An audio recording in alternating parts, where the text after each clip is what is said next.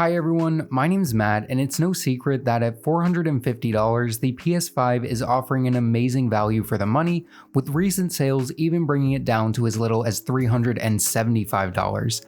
And while those $375 bundles are sold out, you can still pretty easily find them for around $400. As a PC hardware enthusiast, this got me thinking, what kind of system could you put together for the price of a PS5, and would it even be worth it? Well, that's what we're going to be answering in today's video. I'm going to go over the specs of both the PS5 and PC, including a few different configurations for the PC side of things.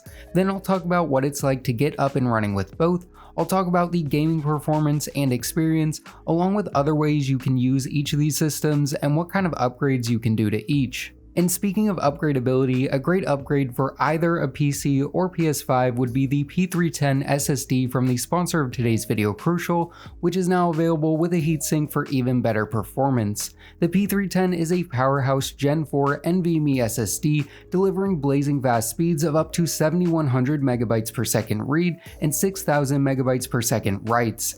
That's twice as fast as Gen 3 SSDs and 20 times faster than SATA, making it perfect for modern gaming, content creation, and everyday computing. The P310's ultra-fast Gen 4 speeds mean quicker boot ups, faster game launches, and up to 20% better performance in real-world tasks like opening Photoshop, Illustrator, and other demanding applications.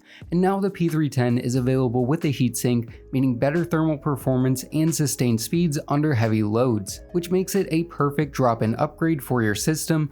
Make sure to check out the P310 with heatsink at the link in the description, and thanks again to Crucial for sponsoring this video. So the PS5 from a hardware perspective is pretty impressive. Its CPU is an 8-core 16-thread Zen 2 processor that most closely resembles an AMD Ryzen 7 3700X. Its GPU is an RDNA 2 based unit with 36 compute units and is most similar to an AMD RX 6700. It has 16GB of GDDR6 memory along with 2GB of DDR5. For storage, the newer Slim model has a 1TB SSD that has Gen 4x4 performance. All of this is wrapped up in a compact enclosure, now for as little as $375 with a controller.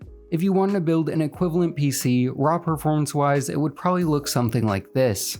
A $700-ish build with an AMD Ryzen 5 5600, 32 gigs of RAM, 1TB NVMe SSD, and an AMD RX 7600. While this setup would technically get you very close raw performance-wise, in games it's likely to fall behind because of the extra optimizations that are implemented for consoles. To actually match the gaming performance of a PS5, you're likely going to need to spend upwards of $1,000. So that begs the question, what kind of PC can you actually build for $375 or even $450? Can you actually build anything at all? Well, the answer is yes, you can build a PC at those price points, but to make something worth building, we do have to cheat a little. To take a look at a few different possible configurations, I'm going to take this PC from my recent $350 gaming PC that anyone can build video, and show you two ways of modifying it to fit the two price points. This PC is currently rocking a $55 6-core 12-thread CPU in the form of this refurbished AMD Ryzen 5 3600. This is sitting inside of a new $45 B450 motherboard, and this is being cooled by a $10 AMD stock cooler. It's using a 16GB kit of DDR4 memory from Amazon for about $27 and a 512GB Gen 3 NVMe SSD also from Amazon for about $30. The big place we have to cheat is with the GPU, where I went for a used EVGA GTX 1660 Super with 6GB of video memory for $90 off of eBay. This being powered by a $40 80+ gold rated power supply from eBay, but you can get a new unit for around that same price. And all these parts are housed in the $38 Zalman T3 case from Newegg. The price of these parts total together to about $340. To get this system up to the $375 price point, I replaced the 512GB SSD with a 1TB Crucial P3 to match the PS5's 1TB drive, and threw in a cheap Wi-Fi and Bluetooth card from Aliexpress so you can use a wireless controller and headphones with this system. Performance wise, this PC will be able to play pretty much anything at 1080p with 60 FPS average if you're willing to crank down the settings to low in some titles. For example, Cyberpunk at the 1080p high preset does give us a 60 FPS average. Esports titles will give higher FPS like Valorant with a 285 FPS average and Fortnite with a 147 FPS average. With that being said, compared to the oftentimes 1440p and 4K resolution the PS5 can output, this $375 PC doesn't come anywhere close. If we wanted to spend a little more money to match the $450 price point, I would take the same $375 PC and just switch out the $90 GTX 1660 Super for a $160 AMD RX 6600, also used from eBay. This is going to give you the ability to play the same games at 1080p 60 FPS but with higher settings, and even give you the ability to play 1440p in some titles. This system would give you a very solid PC gaming experience right now, but future games are going to prefer 32 gigs of RAM, and the 8 gigs of video memory will probably also become a major problem even for 1080p gaming in the future. So what kind of performance can we expect from a PS5 then? Well, some games can actually be played at native 4K resolution with up to 60 FPS, but most are variable between 1440p and 1800p with upscaling to bring the output resolution to 4K. Many games will give you the option between a high graphics mode and a high refresh rate mode, which I found the high refresh rate mode is usually the best option, as the high graphics mode many times lowers the FPS to 30, which I know for a lot of people is fine, but personally for me makes the experience noticeably worse. Something also to note is the PS5 is capped at 120 FPS no matter the game, which in a fast-paced esports game like Valorant, having over 120 FPS can be a big deal to a lot of people. The result of all this is that visually, the PS5's graphics in most instances are absolutely stunning, and the $375 and $450 PCs can't come anywhere close. With that being said, in a few cases, I found the actual experience of playing the games sometimes slightly better on these cheap PCs. As well, they weren't visually great, the frame rates were higher and made the games feel more fluid. So to sum it up, in every case, the PS5 beats out an equivalent price PC visually, and even in most cases experientially, with a very few instances where the PC comes out on top, as it has the ability to lower the graphics as much as you want to get maximum FPS. So now that we know what kind of specs and performance each of these platforms can put out, now let's talk about what it's like to get up and running and what it's like to actually use each of these systems. Let's start things out with the PS5.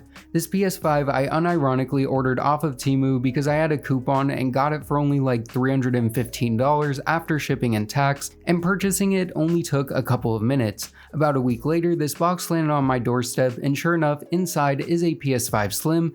This is the digital model and isn't a bundle or anything, but opening it up, we can see you get all the necessary cables, the horizontal stands, a controller, and the console itself. Setup was dead simple. I brought the system over to my media cabinet, I plugged in the power cable and HDMI, then realized the included HDMI cable was pretty short, so I had to move it to the other side of my cabinet, and once hooked up, I could turn it on. Then I just went through the setup process, including setting preferences, downloading updates, setting up an account which I could do on my phone. I signed up for PS Plus Extra and started downloading some of the game catalog games that came with the PS Plus subscription. And before I knew it, I was booting up my first game. This whole process was incredibly quick, taking somewhere around 45 minutes from closed box to playing a game, which is pretty impressive in my opinion. This is in pretty stark contrast to the gaming PC side. First, I had to come up with a list of parts which can take 30 minutes to an hour or more. I then had to track them all down and purchase them, which was probably another hour. Once they all arrived, I had to assemble the system, install Windows, and then install drivers, which was a couple hours. Then finally, I could start downloading and playing games. This whole process can be as little as a couple hours for seasoned PC builders who know what they want, but for people who are newer to the hobby, it can be an 8+ hour endeavor in total. With that being said, compared to the hundreds if not thousands of hours you'll probably spend using either of these systems, I don't think that time difference is that huge of a turnoff for most people, as you have the added benefit of learning the valuable skill of how to build and set up a PC. All in all, the PS5 was way easier to get up and running, but for a lot of people, the extra time to set up a PC can be valuable and in many cases actually enjoyable. Also, yes, pre-builds do exist, and those give you an experience that can be as easy as a console, but there aren't really any pre-builds worth buying around the price of a PS5. So what's it like actually to use each of these systems? Well, each of them have their specialties, but in terms of pure gaming, they're not too dissimilar. On the PC side of things, your main input method is going to be keyboard and mouse, which it's good to point out isn't included in our $375 or $450 budget. Navigating through windows and playing games in most instances is going to be better on a keyboard and mouse, at a desk, and in front of a monitor when using a PC. With that being said, you could totally set your PC next to your TV and have Windows auto boot into Steam Big Picture mode and use a Bluetooth controller to give you a console-like experience. Heck, you could even install a SteamOS-like Linux distribution to give you a full console experience. On the PS5 side of things, your main input method is going to be the included DualSense controller, which ergonomically isn't my favorite, but feature-wise is awesome. In most cases, you're going to have it hooked up to a TV and be gaming on a couch. With that being said, there are dozens of PS5 titles that support keyboard and mouse, meaning you can set the PS5 next to a monitor and get that PC-like gaming experience in a lot of games. Speaking of games, let's talk about the game libraries, prices, and options for each platform. On the PC side of things, you have an absolutely insane number of games, with Steam alone offering nearly 90,000 titles. This is in comparison to around 3,200 PS5 games and around 4,000 PS4 games that the PS5 is backwards compatible with. Digital prices favor the PC side of things heavily, as games typically get considerably cheaper as time goes on, which isn't always the case with PS5 games, as there's only one marketplace, so there's not competition price-wise. The one area PS5 does have the advantage game-wise over PC is physical media. The PS5 Slim I have is the digital model, but for $50 more out of the gate or $80 more as an add-on, you can use a CD drive and play physical PS5 and PS4 games on this console. This opens up the second-hand games market. For example, Elden Ring I could grab off of eBay for under $30 new, compared to $60 in both the PS5 store and the Steam store. This also gives me the option to sell the game once I'm done using it if I don't plan on playing it again, and then use that money towards a different game. Now, as we move into a subscription-based future, services like PS Plus, which I signed up for the extra plan, gives you access to a huge library of games for one relatively low monthly price. And these aren't all just filler, there are a ton of high quality and platform exclusive games I can play right now, including stuff like Demon's Souls and Bloodborne, which were games I wanted to play on PS5 at some point. But because these games do rotate out from time to time, the question is, will the game I want to play be available when I want to play it? Now, on the PC side of things, you have Game Pass, which is a similar service and is very comparable to the PS5 offering. And while I don't love the fact everything is becoming a subscription, I would have loved a service like PS Plus Extra or Microsoft Game Pass when I was growing up. While on the subject of subscriptions, I also want to note that you do have to pay to play online for the PS5, but do not for the PC. Next, let's talk about other stuff you can do with each of these systems and upgradability. On the PS5 side of things, other than gaming, there are apps to consume content, but other than that, there's not much else. Heck, you can't even access a web browser without doing a weird workaround. This is where the big advantage of the PC comes in. It's a PC. You don't have to just use it for gaming and content consumption. You could edit videos, make and edit spreadsheets, produce music, and so much more. Multitasking is easier, and you can use it for work and play, which isn't something that can be said for the PS5. In terms of upgradability, this is another area where the PC gets a big win. You can upgrade and change everything. You could take out the 3600 and put in a 5700X3D if you wanted, alongside a powerful GPU, and game at 4K on this system. You could add a bunch of SATA drives or even swap out the boot drive for something faster and larger, like a 2TB Crucial P310 with heatsink.